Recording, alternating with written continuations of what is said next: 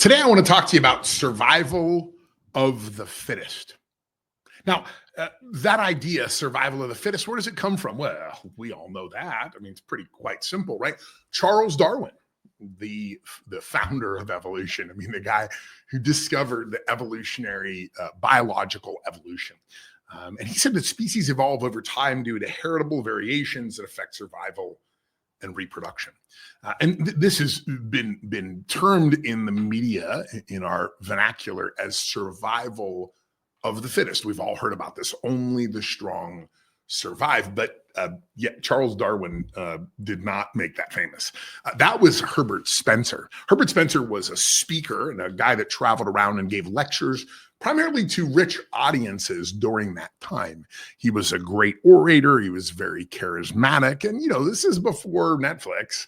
So what did you do on a Thursday night? You went and saw Herbert Spencer talk. I mean, he was a great orator. He was exciting and energizing, and it was a great social event. Herbert Spencer's the one that read the book, The Origin of Species. He read Darwin's work, and then he gave his social commentary on it. And he said, look, to his rich people audience, he said, hey, what this really means is survival of the fittest. Only the strong survive. The strong eat the weak. And that was really eaten up by his audience of more affluent folks. Yet that was not what Charles Darwin said. Actually, Herbert Spencer applied these principles of evolution, this only the strong survive, over to the capitalists. And he convinced them that just like evolution, the natural order of things is for money to concentrate at the top with those who are the survivors, those who eat, the poor. So, but what did Charles Darwin actually say about survival of the fittest? Well, he did come up with the phrase, but not what you think. Those communities, which include the greatest number of most sympathetic members, would flourish best and rear the greatest number of offspring. Wait, what? Sympathy is the number one. Sympathy is the number one driver of evolution. Interesting. Actually, it even goes a little bit further than that. It hardly seems probable, this is Darwin's quote, the number of men gifted with virtues such as bravery and sympathy could be increased through natural selection. That is, by the survival of the fittest. That's right. Charles Darwin didn't believe in survival of the fittest. He believed that sympathy and bravery and all of these things came from cooperation. It is Herbert Spencer that took that idea and made it into what it is today. Now, Darwin eventually went and saw Herbert Spencer as word got back to him that this was happening, and Herbert Spencer was out giving this talk, and it was being widely accepted. And this is the ChatGPT. I found all the summaries from the press and his work. So Charles Darwin fed him into ChatGPT and said, what does this mean in modern terms? And Spencer argues so confidently, one can forget he doesn't have a clue what he's talking about. It's completely and totally fabricated. But yet, 160 years later, we still believe that. We've built our businesses on it. We've built our society on it, on a misunderstanding of a basic principle of evolution. The reality is the thing that stands apart more than anything else with evolution is cooperation, collaboration, working together, helping each other.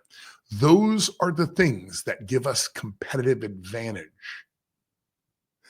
I want to pause there for a second, because cooperating is probably not what you think about with competitive advantage, but that's the truth. It is cooperation. It is sympathy. It is empathy. It is working to stabilize and organize a market together. Now, there's two different types of evolution, so I want to be clear on that. I don't want to just throw this out there. There are two different types of evolution, and I think they prove our point. There is phyletic gradualization, and that means that over time, that genetic the genetic composition, there's a bit of variation in it, and that variation is found to be better for the environment. And that genetic profile continues on, and it keeps being evolved over and over and over. I grow a lot of fruit at my house, and we have a lot of citrus. And you can buy some of these like original citrus trees, and they're weird looking. Like they look like the one on the left. That's what citrus usually look like. And it's a little tiny bit of fruit inside, and most of it is just the pith. So it evolved genetically this way. This is the continuous growth or development of a species. Things over time, slowly, gradually moving over hundreds and millions of years. That's phyletic gradualization. The other one is called punctuated equilibrium. This is the other type of evolution there is. The one that we know of, that phyletic gradualization, is pretty common, but punctuated equilibrium makes way more sense when we understand what it is. And you'll understand it here in a minute. It is the suddenly. Little Billy Ocean call out there. It's when things happen suddenly that force a species to do things that are not the normal things that it did. It might have to eat different things. It might have to migrate. It might have to just respond differently to the environment. This could be a comet. It could be a volcano. These things have happened in Earth's history. Could be a tweet. I mean, in this day and age, we're just one tweet away from who knows what, a change in the tariffs, a new war, some release of documents. There's always something going on in the news that could create punctuated equilibrium. Tariffs, AI, judicial rulings, drones, war, nukes in Iran. All of these things can dramatically change the environment. And here's the most interesting thing about punctuated equilibrium. When you live in an environment where there's a lot of change, I think we live in an environment where there's a lot of change. When you live in that environment where there's I'm going to blow my face up here. Come on, let's do this. Let's do it a little bigger. Here we go. Boom, there we go. When you live in an environment with punctuated equilibrium, guess who doesn't do real well in that environment? Yeah, the fittest. Isn't that interesting? Think about that for a minute. When there is a change in the environment, who goes extinct? The fittest. The fittest go extinct because they have a routine. They only eat certain types of food. They require a certain amount of calories. They require to be in a certain environment with a certain types of things. When those things start to deteriorate and there's change on the horizon, they just go extinct. And look back at the stock market of 20, 30, 40 years ago. These things happen all the time, right? Those who grow the fastest tend to get hurt the worst when there's change. That's survival of the fittest. Now, ExxonMobil is a really great example of this. We know the tiger has been endangered for a long time, but do you remember this as a kid? That ExxonMobil's logo was a tiger. Put a tiger in your tank. That's ESSO. That's the UK, EU. Around the world, they're known as ESSO. Here in the US, we call them ExxonMobil. But that was their motto. That was their slogan for a long time. And eventually somebody realized something. It does not look good for a brand to have their corporate mascot go extinct. So what did they do?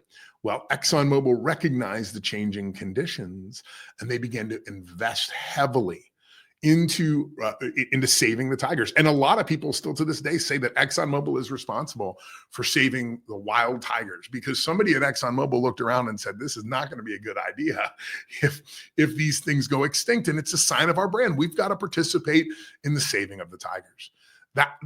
So this idea that survival of the fittest gives you some sort of evolutionary or competitive advantage, it's just totally and completely false. It doesn't prove out naturally.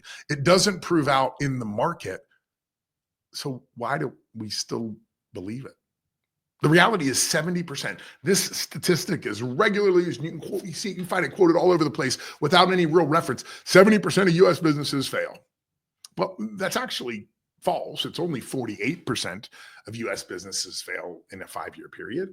If they franchise, if they've systematized, if they've really thought about their process and understood how the changing conditions might affect them, when that occurs, they're only a 15% chance of failure. Where do we get this 70% number? Would you ever wonder? Well, here it is. 67% of companies fail if they make the Inc. 5000 list. That was in Fortune magazine in 2016. They looked at the Inc. 5000, the fastest growing companies list, that list that we're all trying to get on. They looked at that. And they realized that is the number one indicator if you're going to go out of business. Because you focus, again, going back, you're the lion, you're the polar bear, you're the tiger. You're trying to survive in a market that is changing. And that is not the way to survive in a market that's changing. To survive in a market that's changing, you need cooperation and collaboration and empathy and sympathy. Look at some of my other videos. You need the why theory of management. Actually, what you need is the system. You need a system that helps you navigate through that. 5-year failure rate, 70%. Think about that. 67% of the time when you try to grow, you actually doom yourself. So we don't want to do that. We want to make sure that we've created an environment and a system that works both during times of growth and little change, and also during times of change. We don't want to go extinct. We need a system